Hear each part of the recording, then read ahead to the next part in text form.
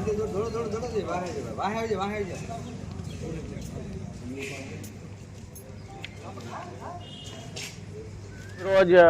2 તારીખના અમે પ્રાંત કચેરીએ આવેદનપત્ર દેવા માટે પોશીદ્રા ગામના ખેડૂતો આવેલા છીએ, જેમાં અમારો મુખ્ય મુદ્દો એ છે કે પોશીદ્રા ગામનું જે 6 નંબર છે એ છેલ્લા 32 વર્ષથી ગુમ છે.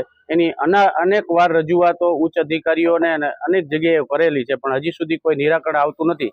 તો આજે અમે ખેડૂતો બધા નક્કી કરી અને ગામના એ આવેદનપત્ર આપેલું છે કે અમને આ 6 નંબરની ખૂબ મુશ્કેલીઓ પડતી હોય છે, જે સરકારી કામકાજોમાં અટકતા હોય છે ખેડૂતોના. તો તાત્કાલિક ધોરણે આ 6 નંબર શોધી અને ખેડૂતોને એની નકલો આપવી એવી અમારી વિનંતી છે, રજૂઆત છે. જો આગામી સમયમાં નહીં થાય તો ખેડૂતો પણ આંદોલન પણ આ કરશે એવી અમારી રજૂઆત આજે આવેદનપત્ર અમે લખીને આપ્યું છે.